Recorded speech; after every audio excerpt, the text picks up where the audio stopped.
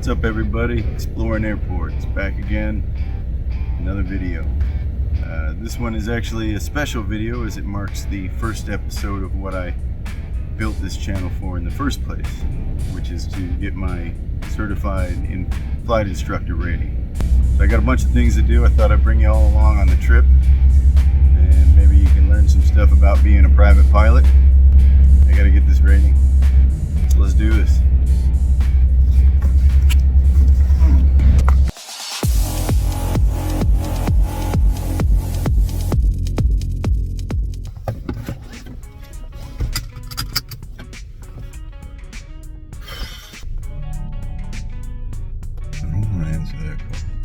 Four tries. It took me 4 tries to get in this car with everything that I need. Did a lot of organizing. I thought I'd nail it in one. I thought I had it this time. That's not good enough. The idea is to be able to teach a student or show up for a flight or go tend to the aircraft at any time without a giant nightmare of looking for stuff at the last second and trying to charge stuff and looking for cables and the typical mess that I've done before flying up until now. This whole place is red lights. And I still just can't decide if these glasses make me look like an old man or not. I don't know. But these are actually nice. I bought these for flying. They have the bifocals built in, so you can actually look down at the gauges and I can actually see them. So we're on our way down to Falcon Field to get ahead of the game, I guess. Flight review coming up on Tuesday, and that will give me legal. Went around for so long calling it a biannual when I was corrected by my last DPE, and it's actually a biennial. So we have a biennial flight review on Tuesday. Instructor I found on the internet. It's been several months since I've flown, so I don't really expect anything crazy. But it's been a couple months since I've flown. I organized everything into this big black bin in the back, and I'll show you guys everything that's in there. We're going to give it a try today. We're going to give it a little plane and rub down, and so we're heading down to Falcon Field. I had a little bag for this stuff, but it's been misplaced. So of course I had to get organized, and then this plane has space for 2 iPads, so those should be charged, both with ForeFlight enabled on them. And here's my box. Alright, well, so over here I got like a little seat if I was gonna clean. I just threw this light in. I just threw this light in there because it's a cool light. Got some tunes. And here I got rags and cleaning supplies, and then I brought some simple green just to kind of wipe it up today, but if you were going to do it right, you got some belly soap and some actual aviation approved rubber care. That's good. You put that in like a high pressure washer, and it really takes off the grime and stuff underneath pretty quickly. This will be my teaching book. I got my log book and knee board. It's got all the checklists and quick stuff that I need. This is where those maneuver sheets need to go. Pins and all the performance documents and medical documents. So like in here is my electronics.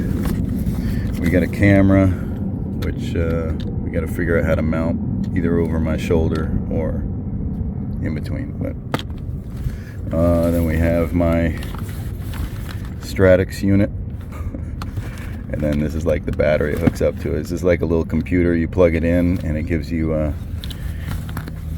ADS-B in, only the regulations that you have ADS-B out in your plane. You don't even need ADS-B in. So you sell little kits, you can build them with a Raspberry Pi. Spare radio, and all the antennas for the radio and ADS-B are there. My friend gave me this badass light, little red light. Love that light. Extra batteries, all 3 of my headsets, which this one hopefully should be in the aircraft already, and then extra oil for hot and cold. Oh yeah, then I bought this thing for an international trip, and it's just so useful that I bring it around everywhere. Nice portable charger. So yeah, that's kind of everything that I'm doing now.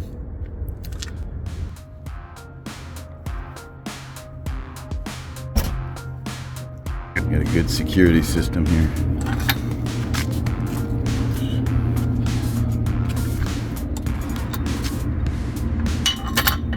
Secure.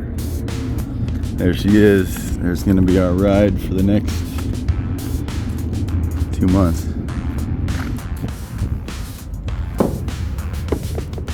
Alright. I just tell everybody to hold on to this thing. Once you fall off, you'll never forget.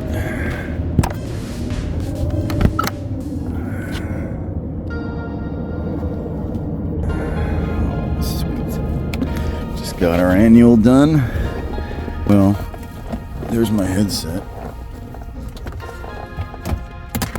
Oh shit. Kinda gotta be a little bit of a pretzel to get on these things. So, yeah. Here she is. She's VFR only. Nothing that complicated. The radio stack here. One radio. Hard to screw that one up. And you got your transponder here, which is good to have. And starting over here, we got our compass, airspeed indicator, magnetic compass, artificial horizon here, vertical speed, good 500 feet per minute is standard, and altimeter. And this here is called a Colesman window, and that sets your pressure setting so that your altimeter reads correctly. And then you got your turn coordinator, and this would be your standard rate turn. This 2-minute thing here, this means that the plane, if you put it as standard rate turn, it's going to take 2 minutes to go all the way around. So this is useful when you're doing holds and stuff. Down here we got, make sure that's focused. This is our primer handle, master switch. You can go ahead and turn that on. You should hear it spooling up here. And our fuel comes to life, amps. We got push start, fuel pump. You know, you use this when you're starting the engine, takeoff, landing, you know, critical phases of flight. You want to make sure that the fuel is going to get in there, because otherwise it is gravity fed. So then you have some lights down here. Landing light, you can use that at taxi as well. That's the bright light at the front of the aircraft. And your beacon, which is on the top, it's that annoying flashing thing.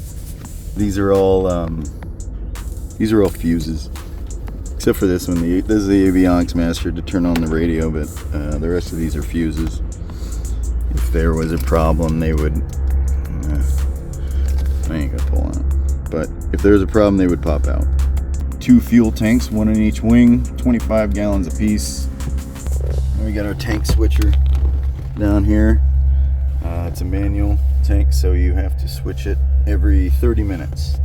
And to do that, you would turn your fuel pump on, switch it over, turn the fuel pump off, verify pressure. And that's for the radio volumes coming out of the radio, and that's for squelch. And our beautiful RPM gauge. We set about 2,300 for cruise. This thing's kind of a So in here we got like a little tote bag, and it has window cleaner, extra oil.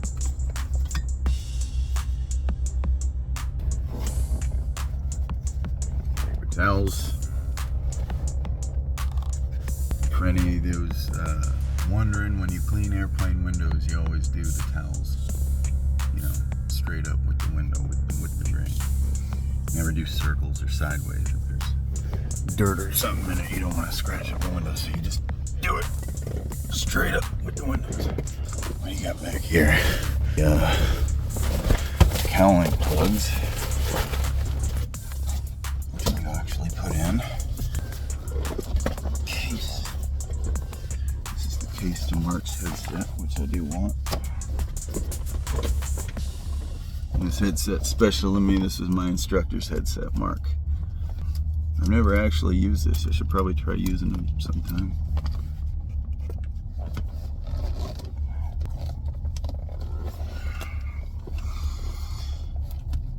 And then I got the airplane cover. It probably should be on the airplane.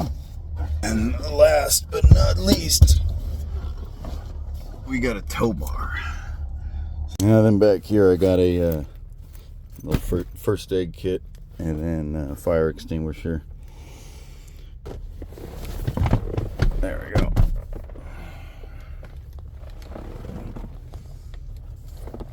And you got your little air conditioner. Well, not really an air conditioner, but it's air. Same for this bad guy. Your trusty carb heat handle, so no carburetor ice gets built up. You can kind of use that on descent, or, you know, if the engine is running rough and you think there's some buildup, whatever, you pull that and it takes some heat from the engine and it feeds it into the carburetor and it blows out all the ice. Got your Go Baby Go right here. Got our key we can take back with us. Got our engine mixture here, a fuel mixture, which this would be all the way lean. This would be no fuel. All the way forward to be full fuel. And then this plane is a older plane. There are no brakes on the feet pedals at all, so that's your brake, braking brake. This thing's weird. It's like it barely, that's off, and that's set. Like the guy that used to own this plane was a scientist or something, and he installed all this and put this fan behind it, so on super hot days keeps the iPad from overheating.